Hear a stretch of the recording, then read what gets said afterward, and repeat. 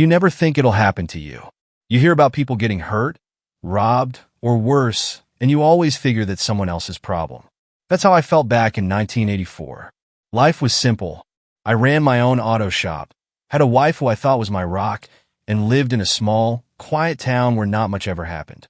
But then one night, everything I thought I knew about my life got turned upside down.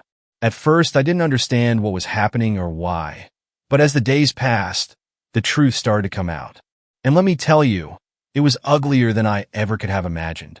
The first thing I noticed was the pain. It wasn't sharp. It was heavy, dull, like a weight pressing down on my whole body. My head felt like someone had dropped a cinder block on it. My chest was tight. My left arm was in a cast, and my ribs screamed every time I tried to breathe. I opened my eyes slowly, blinking against the fluorescent lights above me. For a second, I had no idea where I was. The beeping of machines, the clean chemical smell, the rough sheets beneath me. It hit me all at once. I was in the hospital. "Mr. Morgan," a soft voice said. I turned my head, wincing at the effort. A nurse stood by my side, checking the 4 hooked into my arm. "Yeah," I croaked. My throat felt like sandpaper. "You're awake," she said with a small smile. "That's a good sign. How are you feeling?" "Like hell," I muttered. My voice sounded foreign, weak. She nodded, like she'd heard that 100 times before. "You've been through a lot. Just take it easy." I tried to sit up, but pain shot through my chest and arm, forcing me back down. "What happened?" "You were attacked," she said gently. "But you're safe now. You were found outside your garage late last night. Someone called 911. Attacked?" The word sounded strange, like it didn't belong to me. She nodded. "The doctor will explain everything." Not long after, the door opened and a tall man in a white coat walked in, holding a clipboard. He looked like the kind of guy who didn't sugarcoat things. "Exactly what I needed, Mr. Morgan," he said, pulling up a chair beside my bed. "I'm Dr. Craig. How are you feeling?" "Like I went 10 rounds with a heavy weight," I said, trying to force a smile. He didn't laugh, just nodded. "That tracks. You got a concussion, a broken arm, and some deep bruising on your chest. Someone hit you pretty hard." I stared at him, trying to process his words. "Hit me? Who?" "That's something for the police to figure out," he said.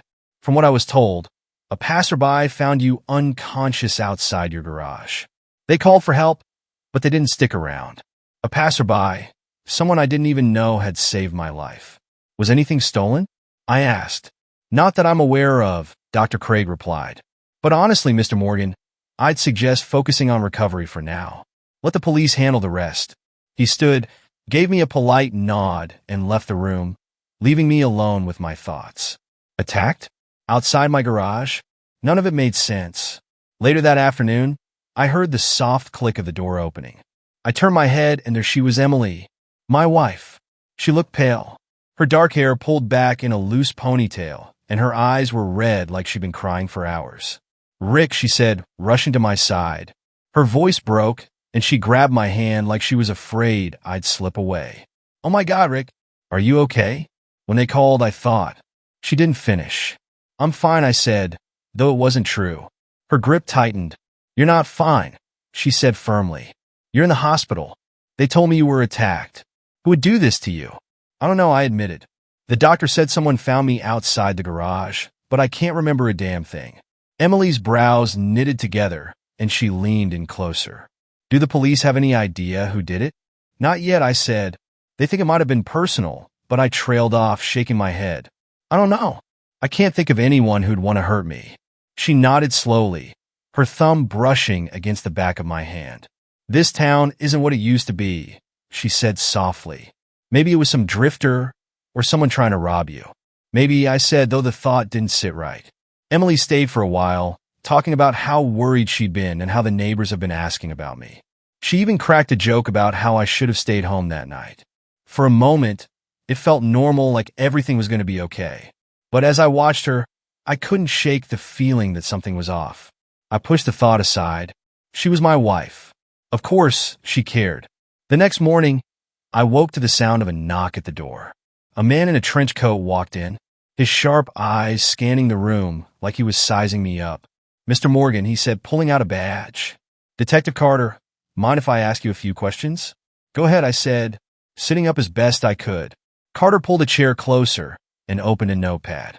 What do you remember about the night of the attack? Not much, I admitted. I was locking up the shop. I heard something behind me, footsteps, I think.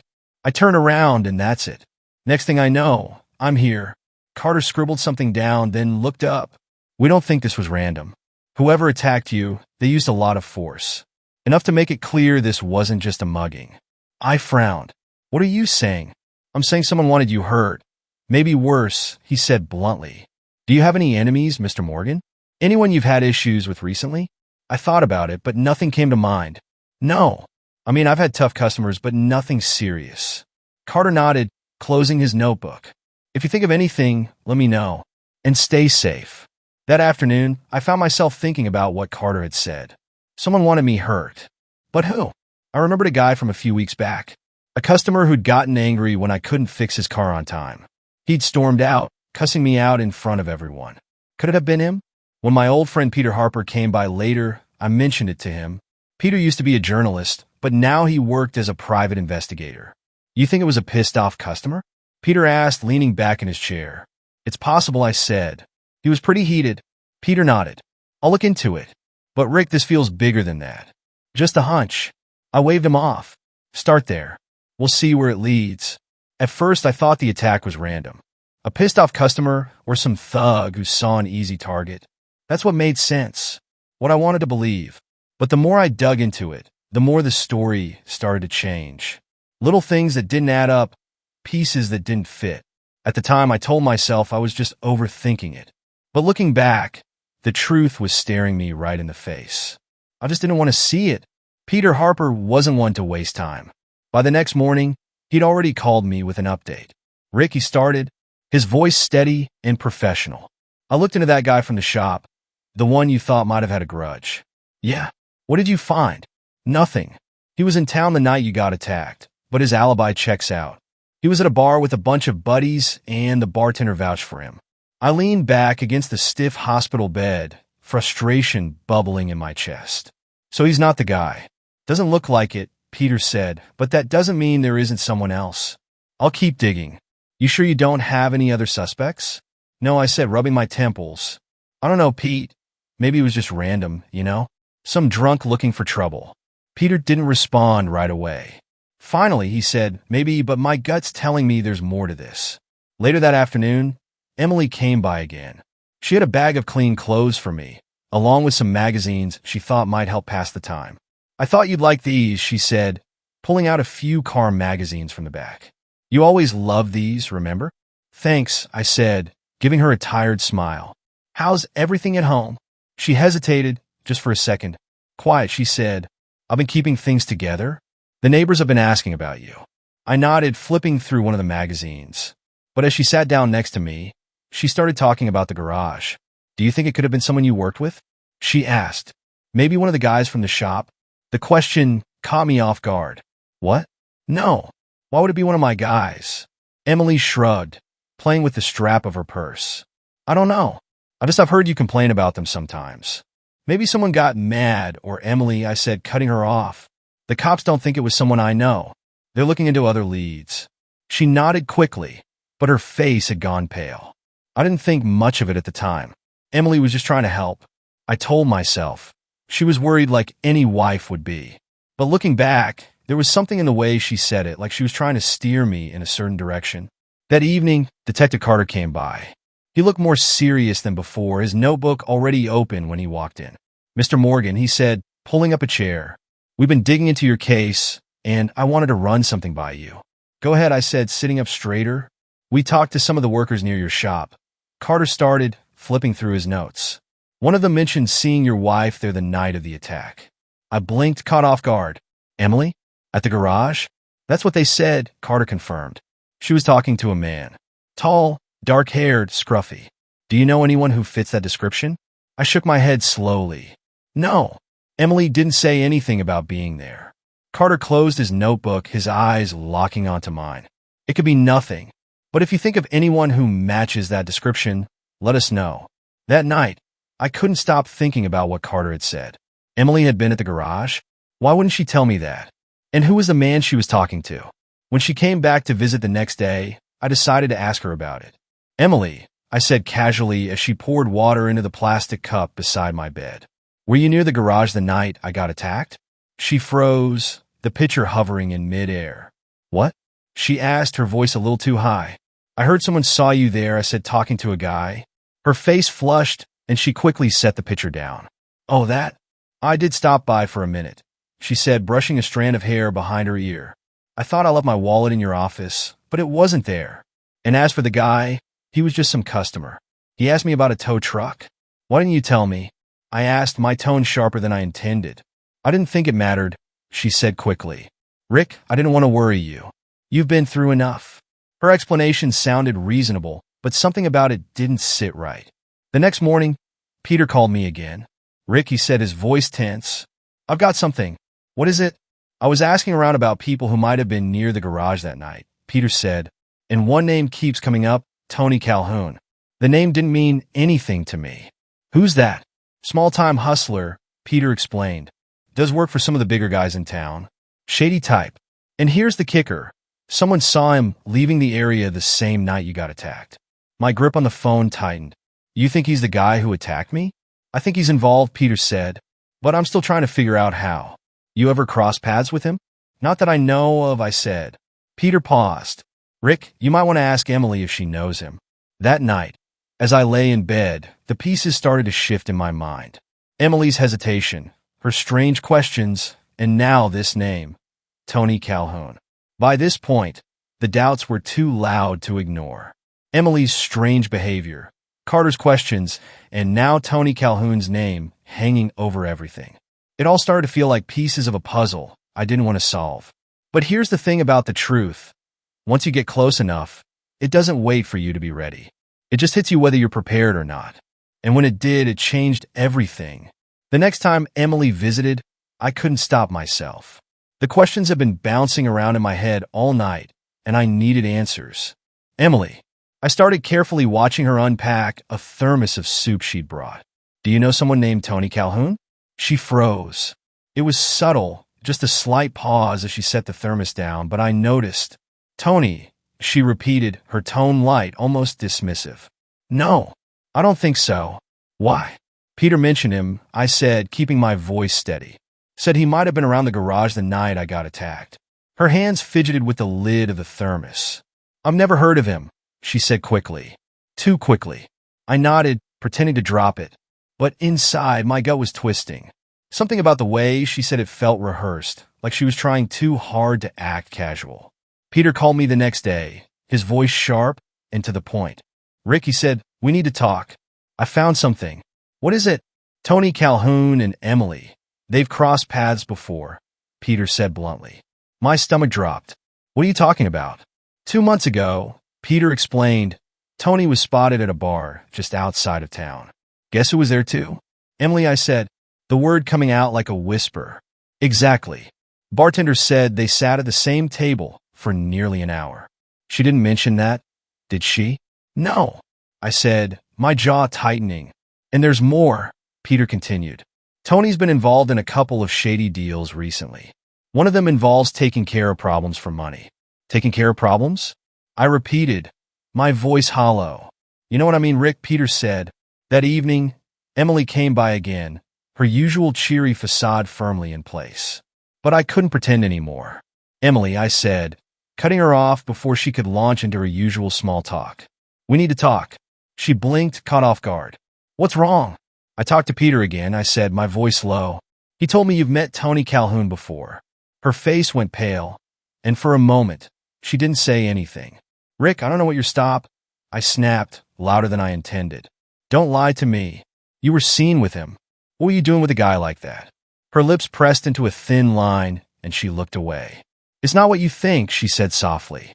Then tell me what it is, I demanded. She hesitated, her hands twisting together. He came into the bank, she said finally.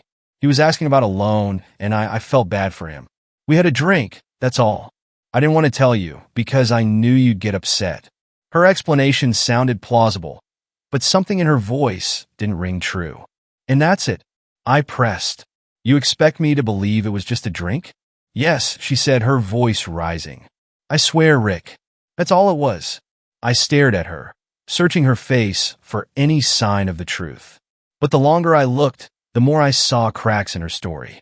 Later that night, unable to sleep, I decided to go through some of the things Emily had brought me during her visits.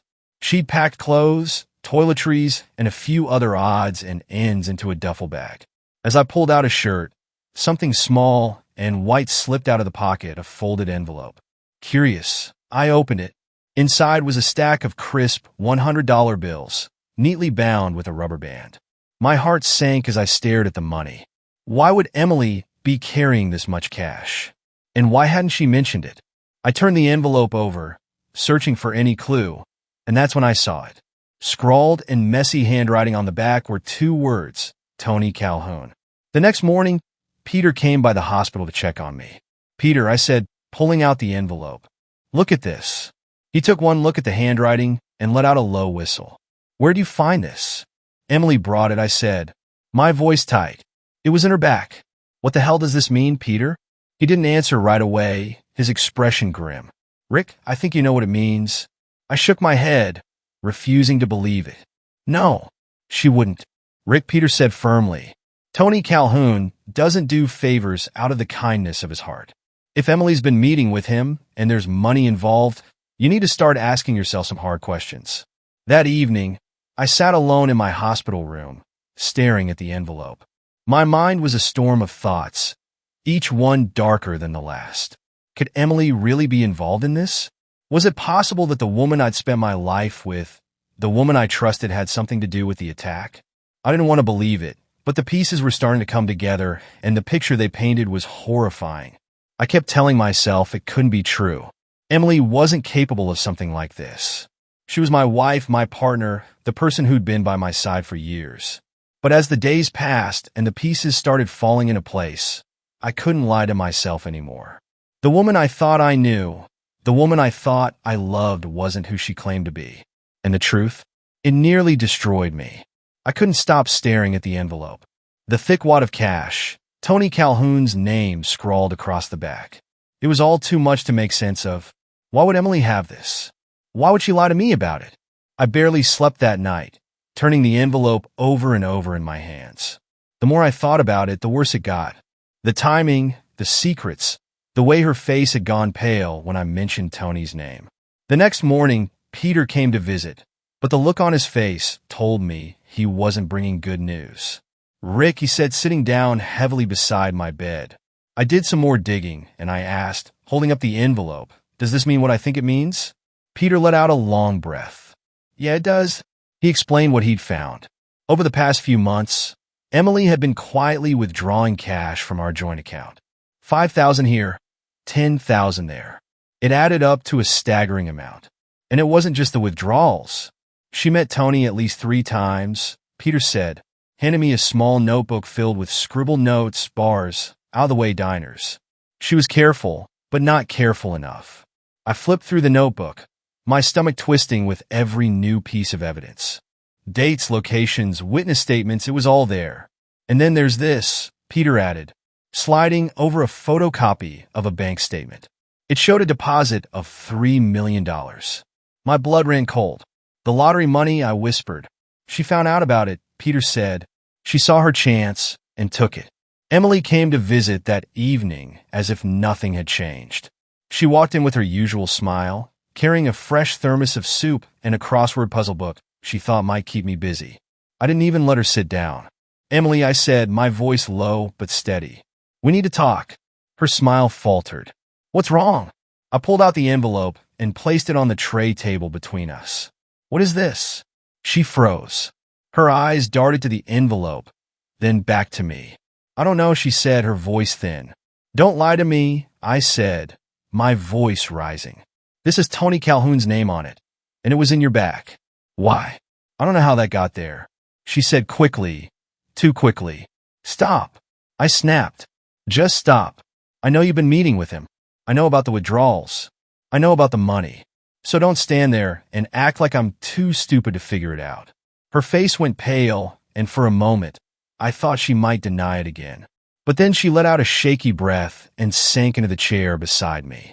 It's not what you think, she whispered. Then tell me what it is, I demanded.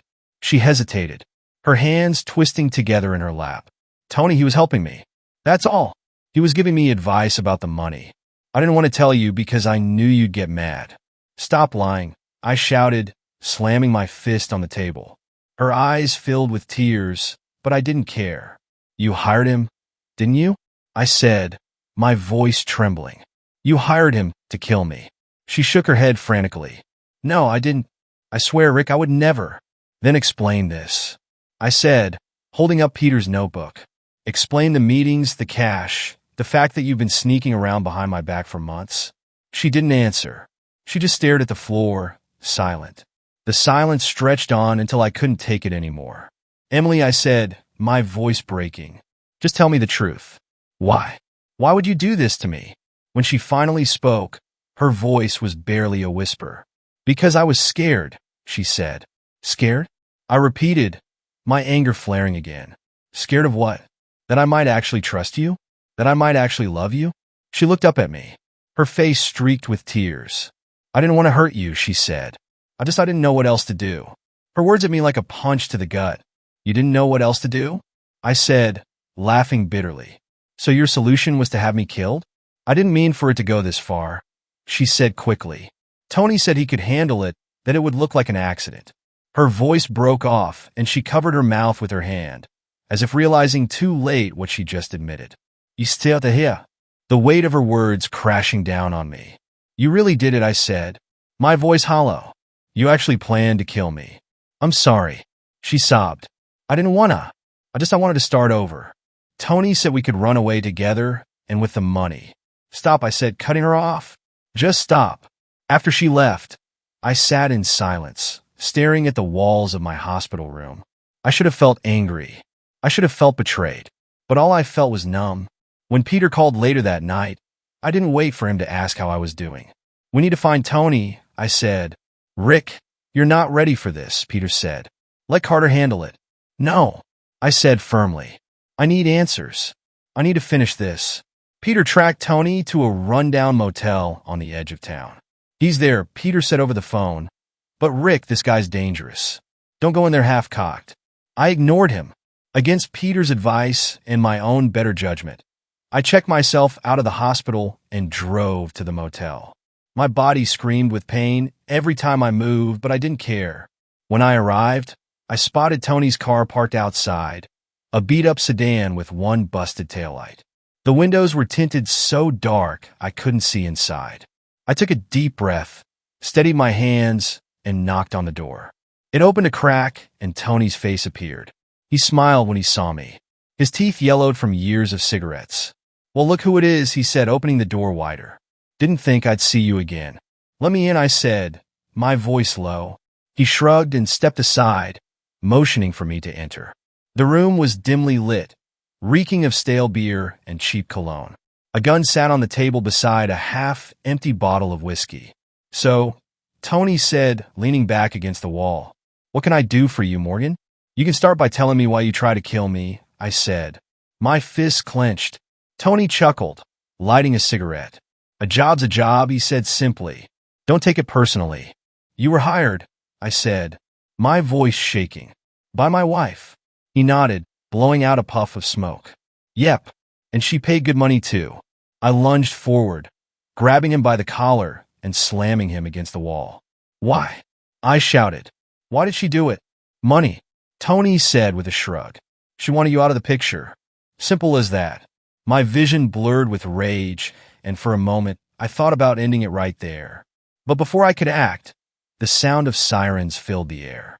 Moments later, the door burst open and Detective Carter stormed in with his team. That's enough, Morgan, Carter barked.